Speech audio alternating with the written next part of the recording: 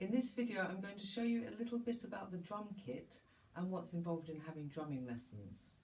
Now, the most important thing to remember is that you do not have to have a drum kit at your house in order to do drum kit lessons. I'm going to show you later in the video how you can practice on a practice pad. So first of all, let me just show you the drum kit and show you the different parts. I'm right-handed, so my drum kit is set up right-handed. The one big drum that you can't see very well, but you're going to be able to hear very well, is right in front of me where the toms are mounted. Okay, that's the lowest sounding drum on the drum kit, and I'm going to play it with my right foot. Right in front of me, I've got my snare drum. The snare drum has that sound because it has some little bits of metal on the bottom skin or head. Each drum has a top and a bottom skin or head. So if I take the snares off with this little lever, it just sounds like a long drum. If I put that on, I get that lovely snare rattly sound. Okay, then I have toms. I've got high tom, mid tom, and floor tom because of the way that they're pitched. Then I have cymbals. I've got two crash cymbals. I'm going to hit the cymbals with the side of my stick. Crash. Crashes are used to emphasise different parts of the music or to mark parts in the arrangement, moving from, say, a chorus to a verse. Here, I've got a ride cymbal. On the ride cymbal, you play rhythms.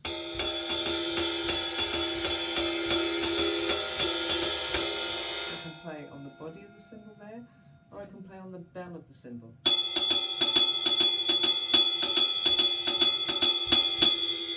Get different sounds. Then I have my hi-hats. The hi-hat is the most complicated single part of the drum kit. It consists of two cymbals. The bottom one is static, it doesn't move. The top one is attached to a rod that goes all the way down, and I can control the rod with my left foot. I have a pedal down here. Okay, so I can play the hi-hat closed with one hand. Okay, I can play there, or I can play on the bell. I can play it with two hands. I can play open and close.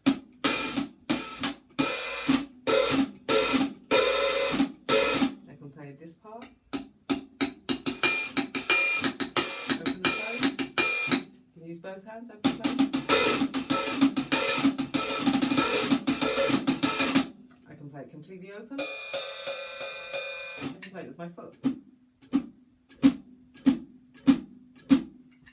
I can play a splash with my foot.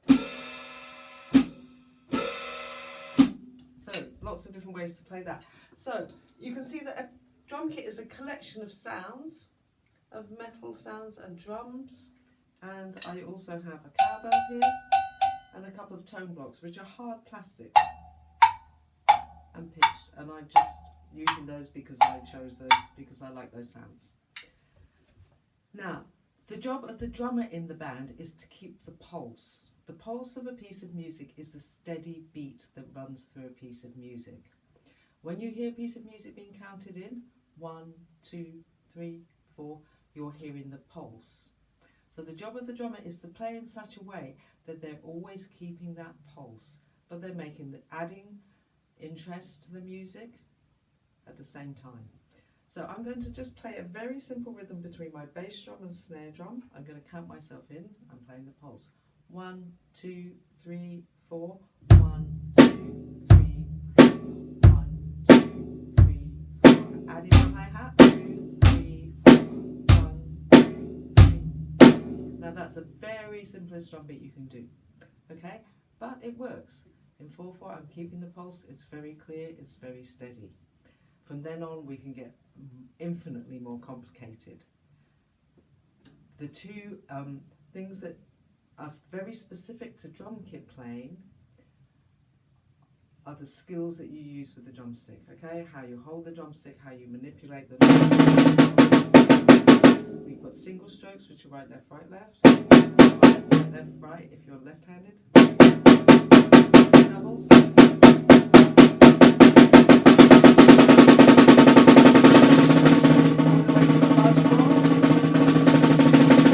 Accents. And all sorts of things, flams and drags and so on. Rudiments based on military drumming, but still are used. You can use them in kit playing and are really useful for your skills with your sticks and controlling your sticks, okay? The other issue with drum kit, specific to drum kit, is that you're using both feet and both hands in a particular way to play your drum beats. This can be very frustrating sometimes, and even after all the time I've been playing, I still can get frustrated sometimes learning a new beat. You just have to do it slowly. It's called independence, and it's also to do with coordination, so the independence of your limbs to do separate parts, but in order to do that, then you have to coordinate them. So you have to think, I'm doing this now. So when I played that simple beat, I thought, okay, I'm going to play my hi-hat and bass drum together, then I'm going to play my hi-hat and snare drum. Hi-hat and bass drum, hi-hat and snare drum. So I'm now going to show you on your practice pad how you can play and practice at home and learn how to play the drum kit, and then I'm going to come back and show you some different beats on the drum kit. Okay, now I'm going to show you how you can practice at home without having a drum kit. This is a practice pad, okay? It's rubber, they come in different sizes and different shapes, but because they're rubber, they're bouncy. So they're a nice surface to use your sticks on. Okay, when I use it, I'm going to sit as if I'm sitting at my drum kit. My right foot, I'm going to play my bass drum part with. My left foot, I'm going to play my hi-hat part with. My right hand is going to play my hi-hat part with the stick, and my left hand is my snare part. So imagine that I'm going to do that beat that I just showed you.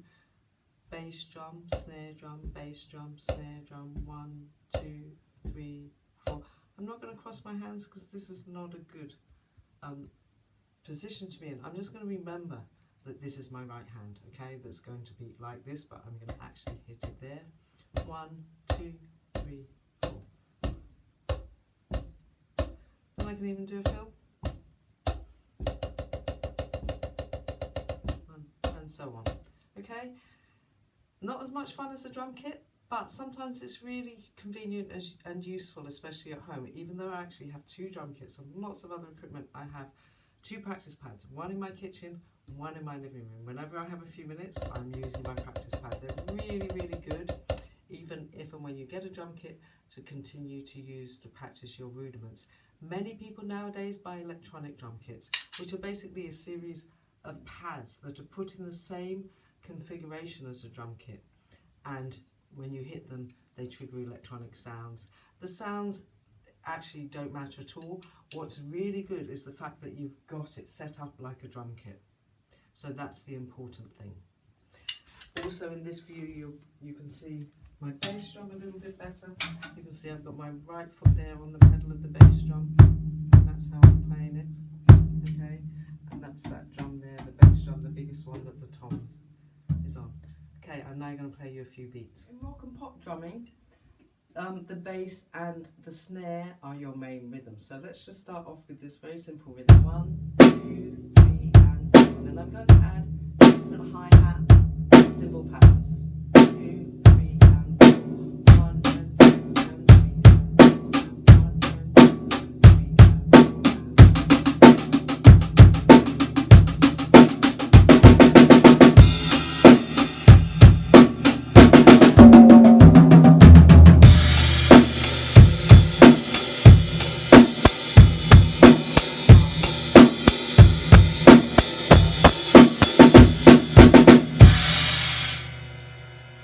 So I played lots of different things, but the whole time I 1, 2, 3, 4, my pulse was in the same place. That was a very simple kind of rock pop beat. I'm just going to show you another couple of other beats. A calypso beat is a really good fun one to do. Okay, so here we go. 1, 2, 3, 4.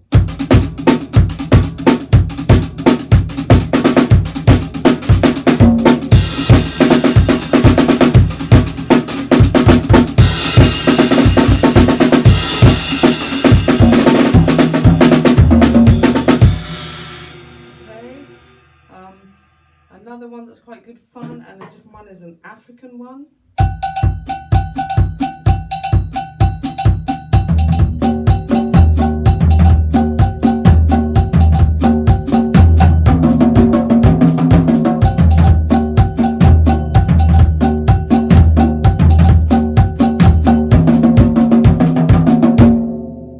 So, lots of different beats, from the simplest things to the most complicated.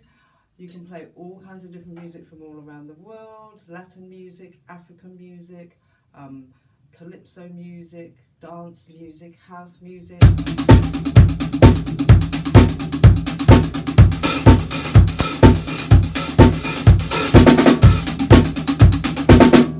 So, one thing about playing the drum kit, you will never get bored.